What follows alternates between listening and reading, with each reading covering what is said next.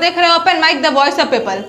LGB में टूट को लेकर जदयू अध्यक्ष आरसीपी सिंह का बड़ा बयान सामने आया है। आरसीपी सिंह ने कहा कि चिराग पासवान ने वही काटा है जो उन्होंने बोया था। चिराग पासवान की गलतियों पर आरसीपी सिंह ने कहा कि कामयाबी सबको हजम नहीं होती। आप कामयाब हो सकते हैं, लेकिन कामयाब होने के बाद ऊपर बने रहना सबको नहीं आता। चिराग पासवान ने विधानसभा चुनाव के दौरान जो काम किया है उसको लेकर हर जगह नाराजगी थी और अब उसी का परिणाम है कि उनकी पार्टी में टूट हो गई है। आरसीपी सिंह ने कहा कि रामविलास पासवान ने सैद्धांतिक तौर पर गठबंधन धर्म का हमेशा पालन किया, चाहे 2019 में लोकसभा का चुनाव हो या फिर कभी और। रामविलास पासवान कभी घटक दलों के साथ गलत बर्ताव नहीं करते थे। जोर तोड़ की राजनीतिक उनके चरित्र में नहीं थी, लेकिन चिराग पासवान में इसके उलट बीते विधानसभा चुनाव में जिस तरह का काम किया गया उसको लेकर खुद उनकी पार्टी के सांसद नाराज थे। अब सभी सांसदों ने उनसे किनारा कर लिया है। आरसीपी सिंह ने कहा कि चिराग पासवान नकारात्मक राजनीति कर रहे थे और इसी का कारण अब वो हाशिया पर आ गए हैं। लोजपा में जो टूट हुई कैसे देखते हैं सर इस घटनाक्रम को? देखिए, एक कहावत है, as you sow so will you reap. जो बोइएगा सो काटिएगा। आप जानते हैं स्वर्गीय रामविलास पासवान जी देश के बड़े सम्मानित नेता थे और उन्होंने इस पार्टी की स्थापना की थी। और 2020 के चुनाव में आपने देखा कि बिहार में जो एनडीए गठबंधन था, जनता दल यू, भारतीय जनता पार्टी, लोजपा, बहुत शानदार ढंग से हम लोगों का कोऑर्डिनेशन था। हम लोगों ने चुनाव लड़ा और 40 में से 39 सीट हम लोग जीते। परफेक्ट कोऑर्डिनेशन हम लोग। रामविलास जी की तबीयत खराब है। 2000 आपने देखा कि 20 का जो हमारा असेंबली का चुनाव हुआ उसमें जो उनके पार्टी को नेतृत्व दे रहे थे उनका कैसा खराब रवैया, किस प्रकार की रणनीति उन्होंने बनाई, किस प्रकार से एनडीए को डैमेज किया। तो स्वाभाविक है कि अगर आपके मन में कुछ इस तरह की बात रहेगी तो उसका तो परिणाम आएगा। और साथ ही आप जानते हैं कि लोक जनशक्ति पार्टी में स्वर्गीय रामचंद्र पासवान जी का, उनके भाई पशुपति पारस जी का और भी जितने साथी हैं, सब लोगों का एक योगदान रहा और सब लोग पुराने अनुभवी सब राजनीति के।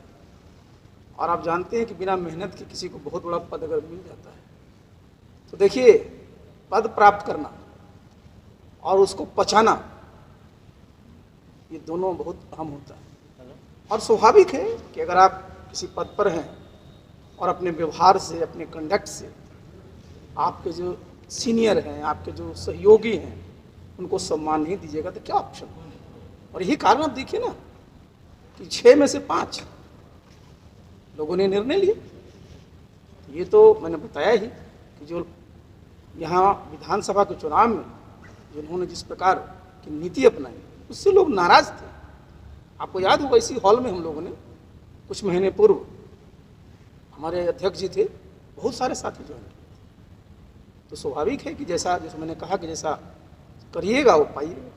ये उन लोगों के लिए कड़ा संदेश नहीं जो निगेटिव पॉलिटिक्स केवल करते हैं, लगातार हमने किसी पर्टिकुलर व्यक्ति पे या किसी पार्टी पे डेवलपमेंट की बात नहीं करते हैं, कि उन लोगों के लिए मैसेज नहीं है? देखिए, राजनीति जो हम लोग करते हैं और जो करना चाहते हैं, आपने ठीक कहा कि एक लंबी राजनीति होनी चाहिए और लंबी राजनीति का अपना एजेंडा होता है। आपकी अपनी एक विचारधारा होती है और सवेरे शाम बदलने वाली अगर आप सोच रखिएगा और इधर से उधर करते रहिएगा तो स्वाभाविक है कि आप लंबी राजनीति नहीं करते। लंबे रेस के घोड़ा को बहुत जरा संभल करके चलना पड़ता है।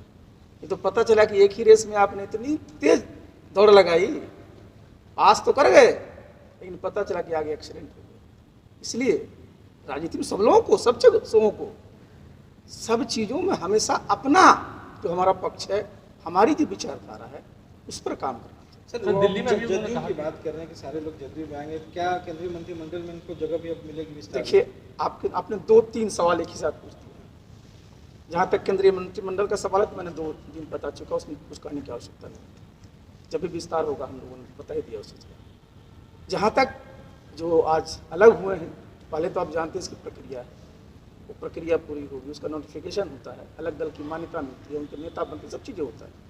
उसके बाद हर एक पार्टी का अपना संविधान होता है, उस संविधान के अनुसार आगे की कार्रवाई होती है, समझे ना। और आप जानते हो तो एनडीए के हिस्सा रहे हैं, और एनडीए में हम लोग तो 2 ही लोग नहीं, बीजेपी और जेडीयू है, दोनों जगह जहाँ जाएंगे स्वागत होगा। तो दिल्ली में उन्होंने कहा कि नीतीश कुमार एनडीए के सर्वमान्य नेता हैं, पशुपति पारस से भी बोल रहे थे।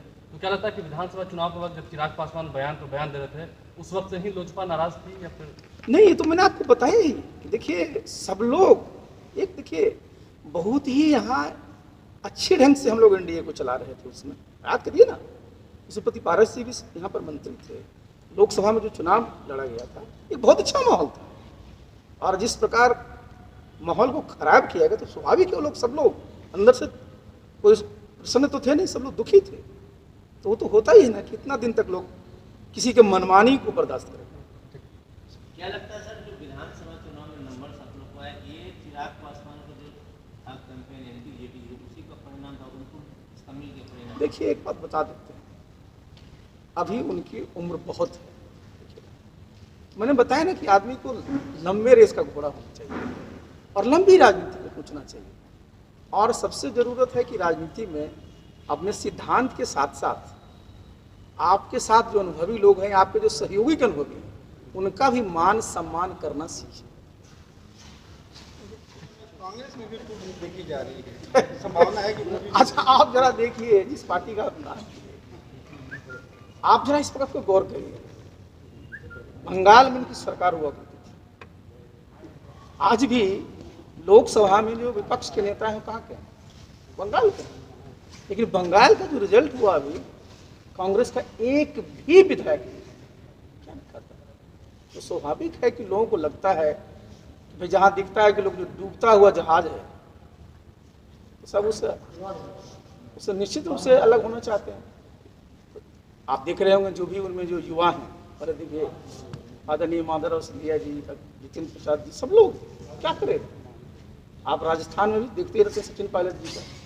तो कहीं भी देखिए अगर आप इस प्रकार की राजनीति करिएगा जहाँ की अपने पार्टी में लोगों को बोलने का, विचार रखने का अवसर नहीं दीजिएगा, संगठन पर ध्यान नहीं दीजिएगा और सिर्फ परिवार पर रहिएगा, तो बहुत लंबा नहीं चल सकता। बिहार में अगर नेता आना चाहते हैं एनडीए में, तो उनका स्वागत रहेगा? कौन? बिहार में कांग्रेस के नेता जो हैं, देखिए ये तो इसका तो देखिए हम जानते, जब ब्रिज कोई बनता है ना तो ना पार करेंगे, अभी जब वो नौबत आएगी देखिए। ऐसी खबरों से रूबरू कराते रहेंगे, आप हमारे साथ बने रहिए और देखते रहिए open mic the voice of people. मैं आपके साथ मीनू राज, धन्यवाद।